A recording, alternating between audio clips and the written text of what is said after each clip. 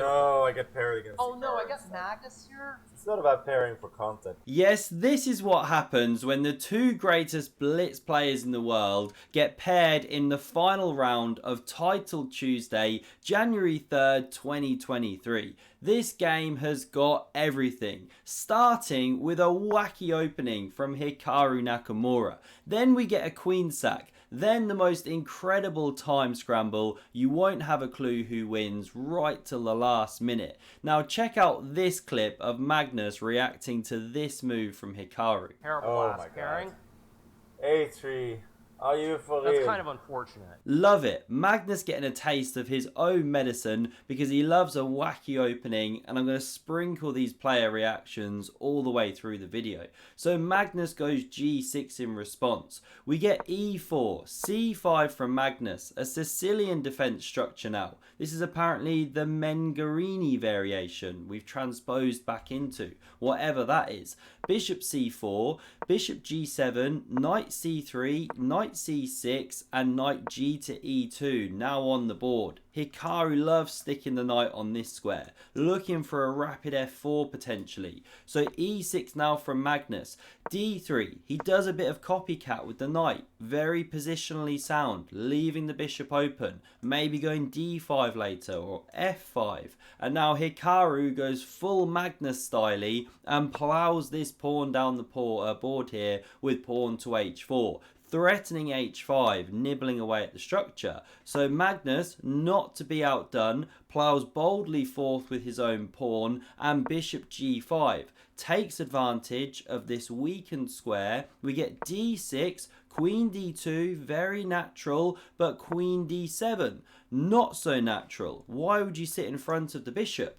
Well, after bishop a2, anticipating a potential d5 later, Magnus shows his plan for the rook to fianchetto it onto this square. We now get castles queenside and bishop b7, changing plans, very strange. That's a joke for anyone newer to chess. Of course the bishop fianchettos, because after king b1, always play it, now Magnus can castle queenside. Nice cozy home for the king. Always play king b8, but Magnus doesn't do it yet. After queen f4, pressuring f7, this is where we get this classic clip. Like let me sack my letting queen. him sack Problem the is, I queen? don't think it's Is that actually. good content? I think it's actually just think it good is. for me, weirdly. I don't Not think it's letting even him a sack question. the That's what's queen? weird about it. Like, I'm trying to That's what improve he's my saying. stream Your rating. rook f8 goes for it, okay. So Magnus goes f6, playing for the content. Hikaru captures, the rook pins, we get takes, the queen drops off the board, knight takes and d5 on the board. What a battle we've got, playing for content. And if you love these Hikaru Magnus matchups, then smash subscribe into the next universe, because I've got so much Magnus Hikaru content coming this month exclusively to this channel. Do not miss it. Now after d5, Hikaru just nudges back with the bishop, creating a pin here. So rook f8 played, hits the bishop, it now tucks back to g5, supports the knight as well, importantly, and now a great move by Magnus. Look at his clock, 1 minute 26, bang, knight d4, barely used the second, so switched on to the tactics because it looks like white can do this. Queen recaptures, knight g6, Hikaru goes to Forktown, population Magnus, you're busted. But here's the trick, here's why it wasn't played, because after bishop takes on e7, you're not obliged to recapture with the queen, you can take this knight off the board. You're now hitting this one, plus the bishop, so black's doing really well. So Hikaru doesn't touch the knight, of course he sees the tactics, he plays pawn f3, shutting down any of those shenanigans, and now here Magnus goes pawn b5, but then suddenly realizes this. I think I gotta open stuff up here. Oops, that was a blunder. Blunder. Bishop e7. Yeah, he doesn't miss this stuff. Yes, it's a blunder due to bishop takes on e7. And this time, this one's not working because the bishop takes on c5 in this line. No pawn on b6, supporting that square. And here, everything collapses for black. Your whole centre's crumbling.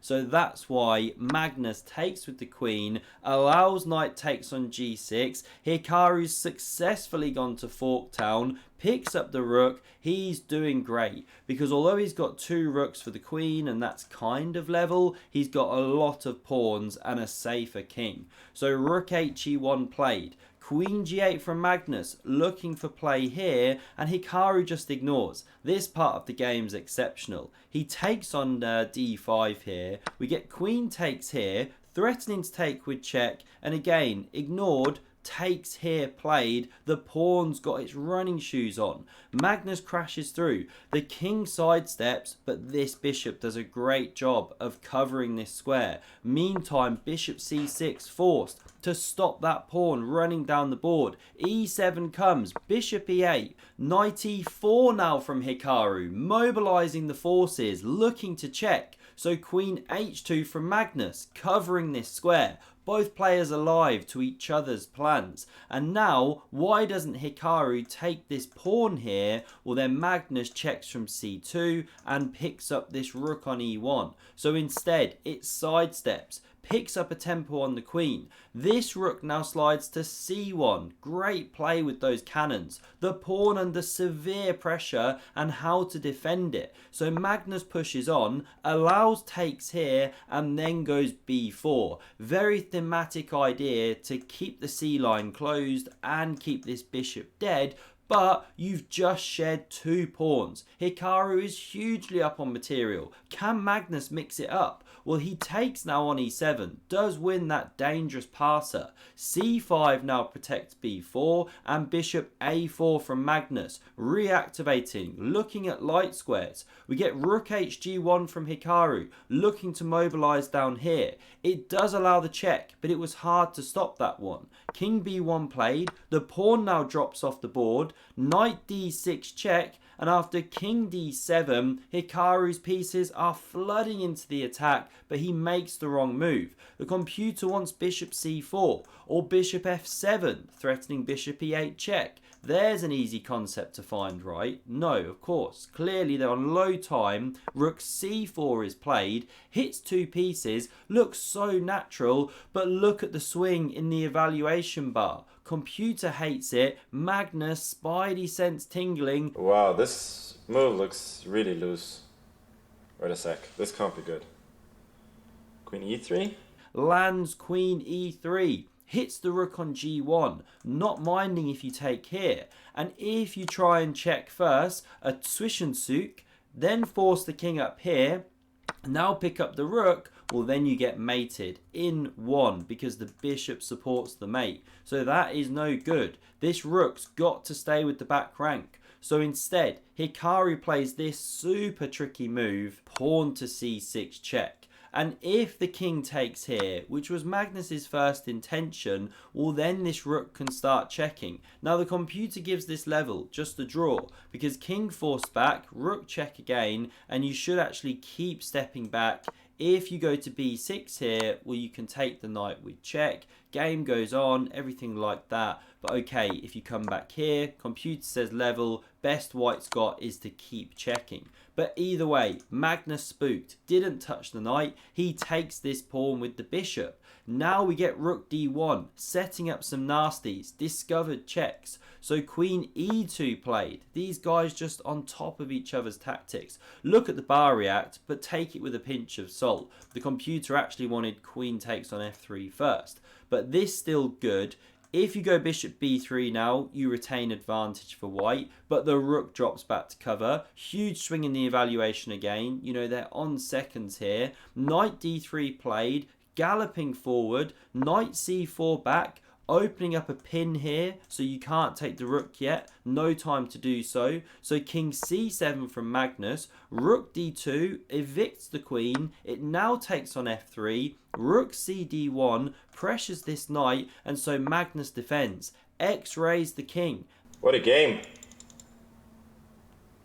What a game. That's why king a1 played, and now here, an imprecise move, queen f4 from Magnus, leaving the defense of his knight. You know, he should have done something different. Shuffle the king, something like that. Now it allows Hikaru to take here, but it was missed. Instead, the bishop drops back, pressuring the knight like this. It drops back to c5, looking for a check here. Then the queen's also open on this knight. So the bishop goes back to a2, covers the square, supports the knight, and after bishop c6, rook c1, this is where we pick up the climax of the game. We both got no time now.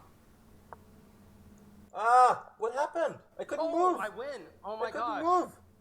They didn't let me move! What?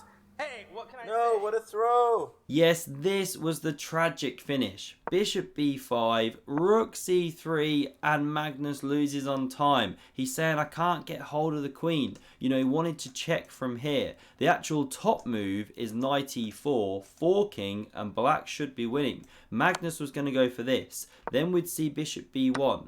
Bishop takes, supported by the queen.